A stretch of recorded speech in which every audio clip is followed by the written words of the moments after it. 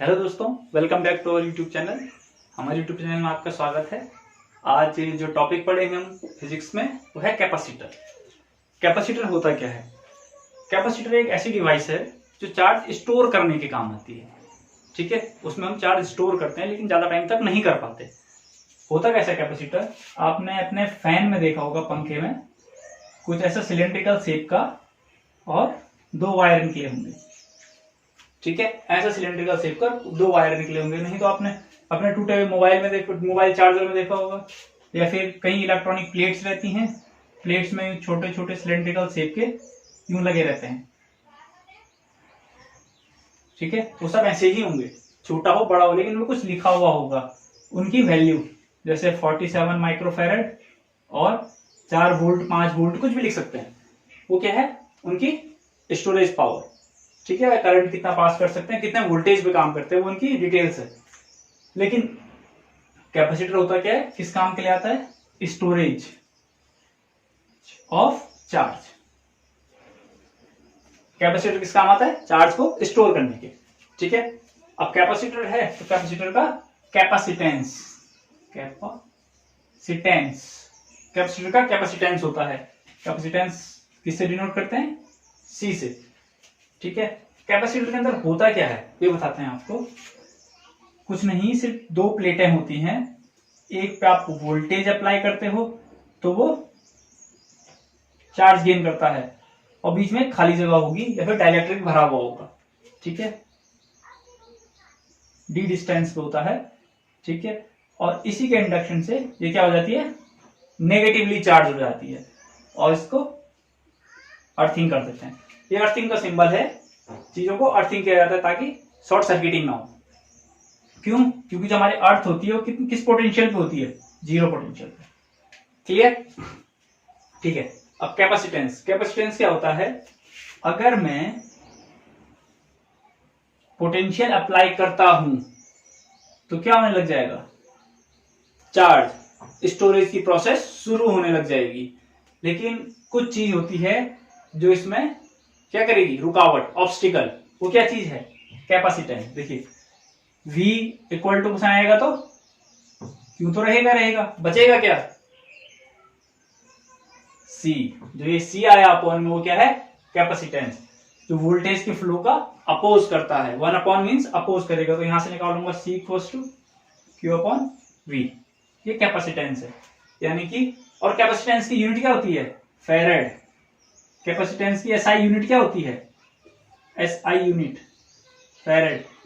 ठीक है, माइक्रो फेरेड ये किसने था? फैराडे। नाम सुना होगा आपने, साइंटिस्ट का, फिजिसिस्ट थे, तो उनका क्या था? फेरेड। फेरेड को F से डिनोट कर रहे हो, और ज्यादातर आप जो सिंबल देखोगे यूं लिखा होता है माइक्रो फेरेड आपके कैपेसिटर पे। माइक्रो मीन्स 10 की पावर -6। ठीक है, ये सिंपल छोटी मोटी डिटेल्स हैं कैपेसिटर के बारे में। ठीक है, कॉम्बिनेशन कितने टाइप के होते हैं? 2 टाइप के। एक आपका सीरीज और एक आपका पैरेलल। ठीक है, सीरीज कॉम्बिनेशन और पैरेलल कॉम्बिनेशन। तो सीरीज कॉम्बिनेशन मींस आपके जितने भी कैपेसिटर हैं वो सीरीज में लगे हुए होंगे और बैटरी से connect.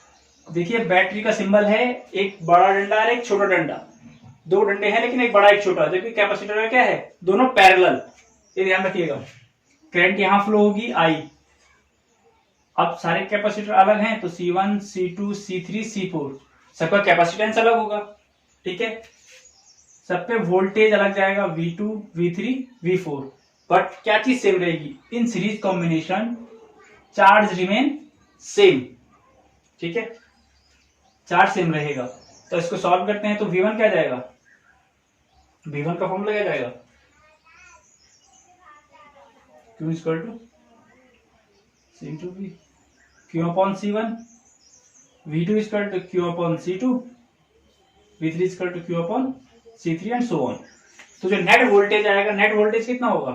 V equals to V1 plus V2 plus V3 plus V4।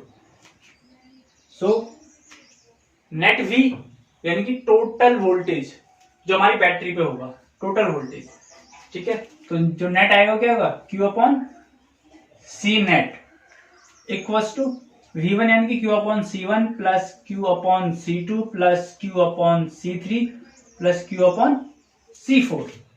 ठीक है, अब आप क्या कर लीजिए, Q कॉमन लेके कैंसिल आउट हो जाएगा, तो क्या बचेगा, जो नेट कैपेसिटेंस आएगा सीरीज सर्किट में 1 upon C1 plus 1 upon C2 plus 1 upon C3 plus 1 upon C4।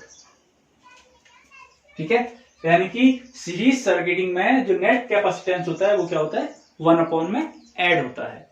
Clear. Second देखते हैं पैरेलल। ये ध्यान रखिएगा, सीरीज सर्किटिंग में चार्ज रिमेन कांस्टेंट। ठीक है, सीरीज सर्किटिंग में चार्ज सेम रहता है। पैरेलल सर्किटिंग में क्या करेंगे, देखो पैरेलल का फिगर बना लेते हैं।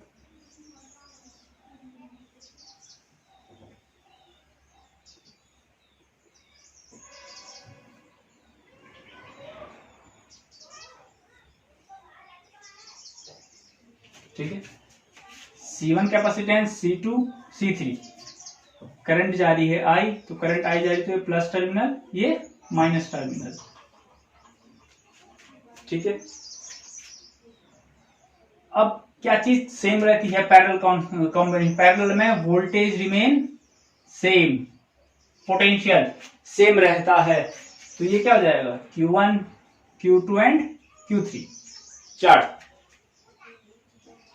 अब कर लीजिए, Q1 इक्वल टू क्या जाएगा, C1V, Q2 equal to C2V, Q3 equal to C3V।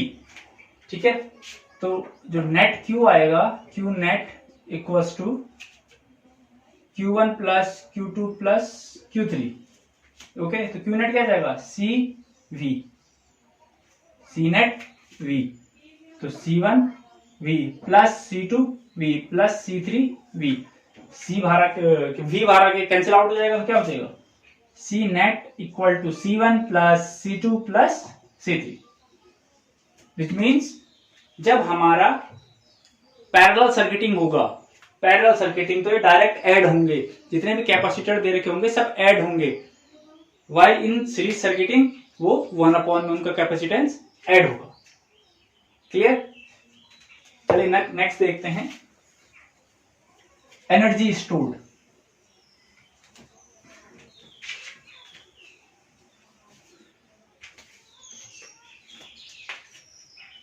Energy stored,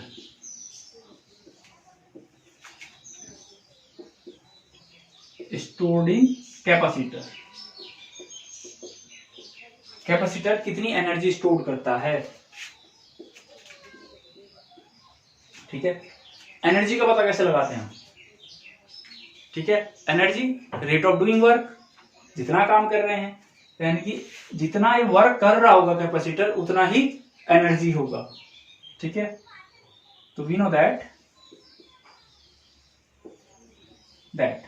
ठीक है, potential equal to W upon Q, ये आप लोगों ने पढ़ा होगा पोटेंशियल वाले चैप्टर में। ठीक है, electric potential class 9th 10th में पढ़ा होगा कि पोटेंशियल क्या होता है, किसी भी चार्ज को इनफिनाइट से किसी पॉइंट में लाने में जितना वर्क करना पड़ता है उसे पोटेंशियल कहते हैं। और अगर इनको सिंपल में करूं तो कर लीजिए, तो W equals to QV, small work होगा, पोटेंशियल तो सेम आएगा सर्किट से, DQ। ठीक है, पोटेंशियल में तो चेंज आएगा नहीं, तो स्मॉल से तो वर्क के लिए हमने इस फॉर्म में लिख दिया। अब से इंटीग्रेट बोथ साइड, इंटीग्रेट कर लीजिए, तो क्या आएगा, DW इंटीग्रेशन 0 से W वर्क किया, V DQ, अभी DQ है पीछे तो यहाँ क्या आएगा, 0 से Q तक का वर्क किया गया। ठीक है, अब इसे सॉल्व कर लीजिए, तो DW का क्या जाएगा, W 0 से W तक। अब V का तो होता नहीं है, तो V के लिए हम फॉर्मूला यूज करेंगे, इंटीग्रेशन 0 से Q, V का फॉर्मूला क्या होता है, Q over C DQ। C constant होता है किसी भी कैपेसिटेंस के लिए, कैपेसिटर के लिए, तो 1 अपॉन C, ये क्या जाएगा, W माइनस 0 इंटीग्रेशन 0 से Q Q dQ। Side solve करना आता होगा आपको, तो ये क्या जाएगा W इक्वल्स टू 1/c, इसका क्या जाएगा Q स्क्वायर बाई 2 0 से Q तक। क्लियर? तो आ जाएगा W equals to Q square by 2c plus 0 2c। तो वर्क डन कितना हो गया, work done equal to half Q square by c, और यही एनर्जी होगी, यानी कि energy stored in a capacitor कितनी होती है, half Q square by c। अब आप इस फॉर्मूले को चेंज कर सकते हो, कैसे देखिए,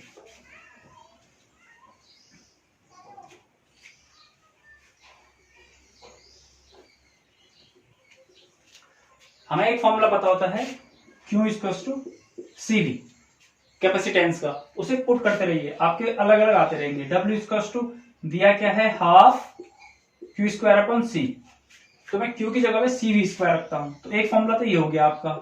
सेकंड बन जाएगा हाफ Q की जगह पे C square V square upon C, तो C से C कट गया, हाफ C V स्क्वायर, ये सेकंड फॉर्मूला। ठीक है, यहां पे C की जगह पे रखिए Q अपॉन V, तो क्या बन जाएगा W equals to half Q square upon Q upon V। ठीक है, किसकी जगह पे, C की जगह पे Q अपॉन V रखा हुआ है, तो Q से Q कट गया, क्या बन गया हाफ V Q, ये थर्ड फॉर्मूला। आप कोई से भी फॉर्मूला यूज कर सकते हो जब आपको जिस चीज की जरूरत हो। ठीक है, आज के लिए इतना ही, बाकी नेक्स्ट क्लास में देखेंगे, तब तक के लिए थैंक यू, कीप वॉचिंग।